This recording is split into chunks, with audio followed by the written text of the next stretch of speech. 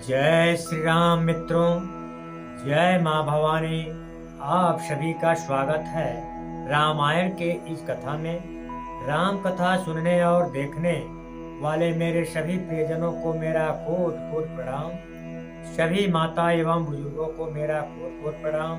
सभी साधु संतों एवं ऋषि मुनियों को मेरा कोट कोट प्रणाम। जय जय सीताराम। बोलिए सियावर रामचंद्र की जय। पवन सुत हनुमान की जय। भोलेनाथ की जय। सत्य सनातन धर्म की जय। संत समाज की जय। जय जय सीताराम। धर्म की जय हो, अधर्म का नाश हो, विश्व का कल्याण हो। हर हर महादेव। ओम वक्रतुंड महाकाय सूर्यकोटि संप्रभा निर्विघ्नं कुरु मे देव सर्वकार्येषु सर्वदा। बोलिए श्री गणेशाय भगवान की जय। जय सिया राम। मित्रों, कैसे हैं आप सब? आशा करते हैं कि आप सब लोग कुशल पूर्वक से होंगे। कथा शुरू हम करते हैं। आइए वीर हनुमान, राम लखन सीता सहित हृदय बसहु सुरधाम। सियावर रामचंद्र की जय। पवन सुत हनुमान की जय। जय जय सीताराम। अब आगे की कथा हम शुरू करेंगे। मंगल भवनय मंगलहारी, द्रवंशु दशरथ अजिर बिहारी। विप्र काजु कर बंधु दो, मग मुनि बधु धार। आए देखन चाप मख, सुनि हरषि सब नार। दोनों भाई ब्राह्मण विश्वामित्र का काम करके और रास्ते में मुनि गौतम स्त्री का अहिल्या का उद्धार करके यहाँ धनुष यज्ञ देखने आए हैं। यह सुनकर सब स्त्रियां प्रसन्न हुई। यह प्रसंग उस समय का है जब जनकपुर में भगवान राम और लक्ष्मण जी नगर में प्रवेश कर गए हैं और वहाँ स्त्रियां उनकी सुंदरता को देख करके आपस में वर्णन कर रही हैं। देखी राम छवि को एक काई, जो जान के या बरुआई। जो सखी नहीं देख नर नाहू, अपन परिहरि हट करई विवाहू। श्री रामचंद्र जी की छवि को देखकर कोई एक दूसरी सखी कहने लगी कि यह वर जानकी के योग्य है। हे सखी, यदि कहीं राजा इन्हें देख लें तो प्रतिज्ञा छोड़कर हठ पूर्वक इन्हीं से विवाह कर देगा। कोका ए भूपति पहचाने, मुनि समेत सादर्शन माने। सखी परंतु पनु राउ न तजई, विधि बस हठी अविवेक कहीं भजई। किसी ने कहा कि राजा इन्हें पहचान लिया है और मुनि के सहित इनका आदर पूर्वक सम्मान किया है, परंतु हे सखी, राजा अपना प्राण नहीं छोड़ता। वह होनहार के वशीभूत होकर हठ पूर्वक अविवेक का ही आश्रय लिए हुए है। प्रण पर अड़े रहने की मूर्खता नहीं छोड़ता। को का जाओ भल आई विधाता, सबका सुनिया उचित फल दाता। तो जन के मले बरुए हूँ, नाहिन आल यहाँ संदेह हूँ।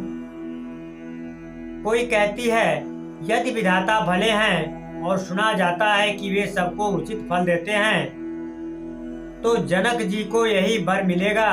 हे सखी, इसमें संदेह नहीं है। सखियां आपस में बात कर रही हैं। जो विधि बस यस बने संजोगो, तो कृत कृत्य हो सब लोगो।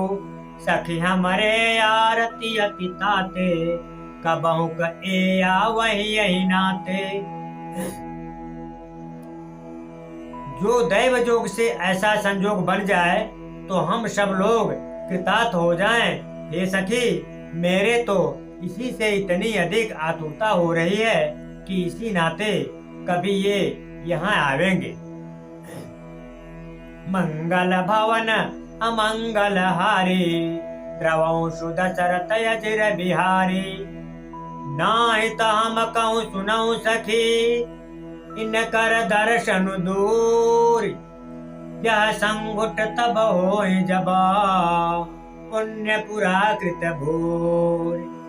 मंगल भवन मंगल हारी, द्रवंशु दशरथ अजर बिहारी। नहीं तो विवाह न हुआ तो हे सखी सुनो, हमको इनके दर्शन दुर्लभ हो जाएंगे। यह संयोग तभी हो सकता है जब हमारे पूर्व जन्मों के बहुत पुण्य होंगे। बोले या पर कहें सखिनी का, यही बियाह अति हित सबही का। को कह शंकर चाप कठोरा, ये श्यामल मृदुगात किशोरा। एक सखी दूसरे सखी से कहती है, क्या कहती है? दूसरी ने कहा, हे सखी, तुमने बहुत अच्छा कहा, इस विवाह से सभी का परम हित है। किसी ने कहा, शंकर जी का धनुष कठोर है और ये सांवले राजकुमार कोमल शरीर के बालक हैं। सब असमंजस यहाँ सयानी, या सुन या पर कहाई मृदुबानी। सखी न कह को अस कहाई, अबर प्रभाव देखत लघुआई।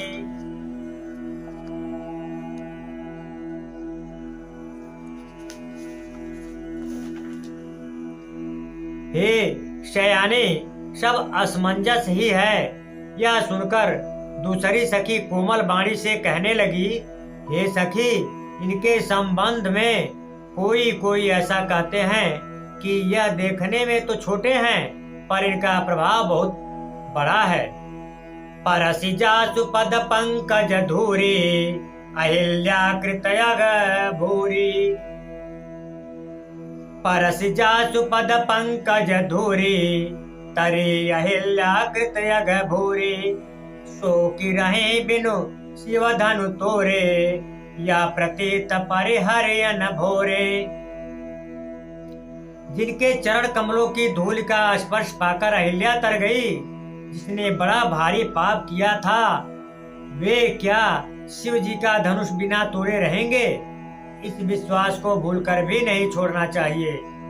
जय विरंच सच सिय संवारी, तय श्यामल बरु रचो विचारे। तासु बचन सुने सब हर्षाने, ऐसे ही हो कहां मृदुबानी। जिस ब्रह्मा ने सीता को संवार कर बड़ी चतुराई से रचा है, उसी ने विचार कर सांवला वर भी रच रखा है। उसके ये वचन सुनकर सब हर्षित हुई, कोमल वाणी से कहने लगी, ऐसा ही हो। मंगल भवनय मंगल हारी, द्रवंशु दशरथ अजर बिहारी। यहाँ रसाई बरसाई सुमना, सुमुख सुलोचन वृंद। जाहि जहाँ जहाँ बंधु दो, तहाँ तहाँ परमानंद। मंगल भवनय मंगल हारी, द्रवंशु दशरथ अजर बिहारी।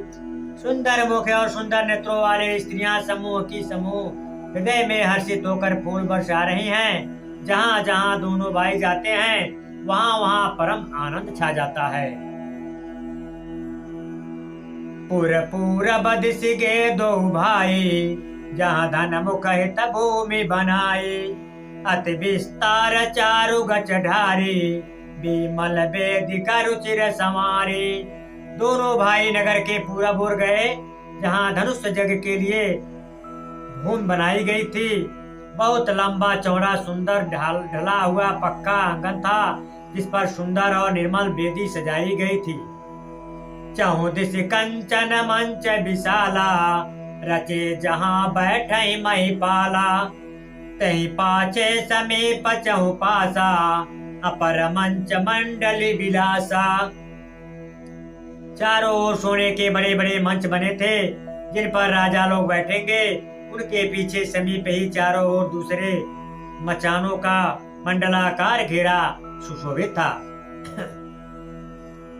कछुक ऊंच सब बात सुहाई, अब बैठे नगर लोग जह जाए। तिनके निकट विशाल सुहाए, धवल धाम बहुबरन बनाए। वह कुछ ऊंचा था और सब प्रकार से सुंदर था। जहां जाकर नगर के लोग बैठेंगे, उन्हीं के पास विशाल एवं सुंदर सफेद मकान उनके रंगों के बनाए गए।